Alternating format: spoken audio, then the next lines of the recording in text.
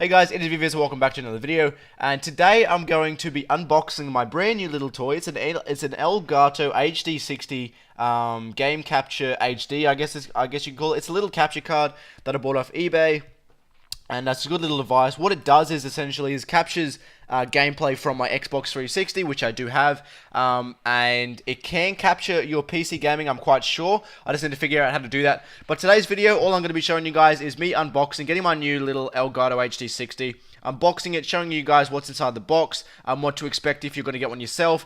Now, living in Australia, I don't really have access to many American stores or anything like that, because you can buy this capture card straight off the Elgato website, but I'm not sure if they would ship to Australia. So what I did was I went on eBay, and all I did was checked up who I thought the most reliable source was, and there was one guy. I'll leave him in the description if you're Australian. Now I live in Queensland, so if you live in Queensland, you want your hands on an Elgato HD-60. This guy was perfect.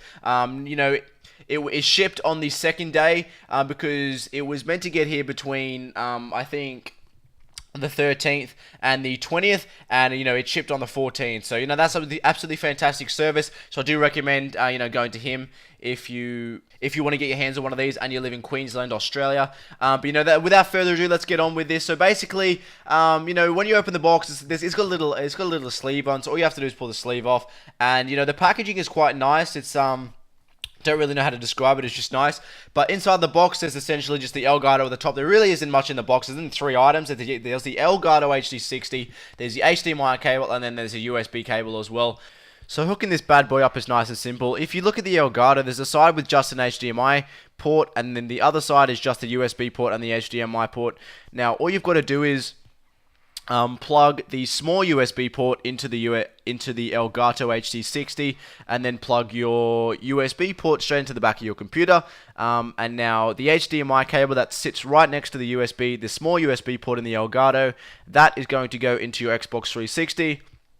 And now onto the other side of the Elgato, you've just got the single HDMI cable, and all you do with that is put that straight into your monitor. So it's a nice, easy setup, essentially. So it goes from your Xbox into your Elgato, and then from your Elgato, it goes to your screen. So now I've opened up the Elgato HD software, and you can get this straight from the Elgato website. I'll leave a link to the website and software in the description below if you want to get this yourself.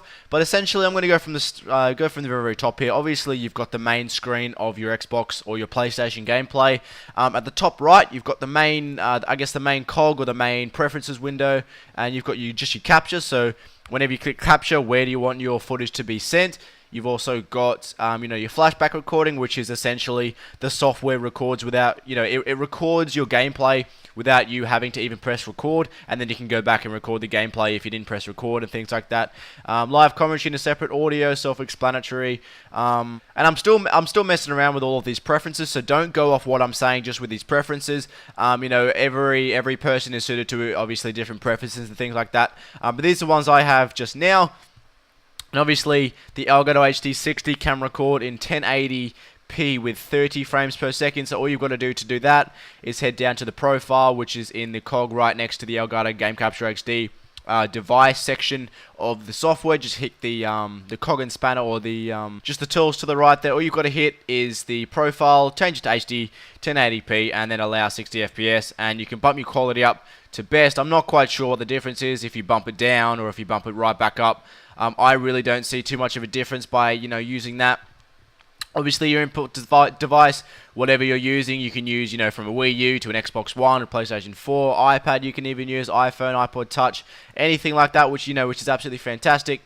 These are just adjusting how the screen looks. I prefer to do this in Sony Vegas. But it's up to you if you want to change the looks of it and stuff like that. And that's basically all you need to know with the Elgato software. There's some game audio here, and you can also, it's got an inbuilt live streaming system, which I haven't really touched on just yet. The tags down here are quite important. Whenever you save the video is going to be saved in the folder that you choose right here. You'll be able to determine what name the video will have down here with the video title, whatever game you're playing, and you can use a description if you want. I wouldn't recommend it, because all that footage is doing is going into your editing software, and then you're going to be editing that video. So apart from that, guys, hopefully you guys enjoyed this video. If you did, let me know with a like and subscribe for future, for future content.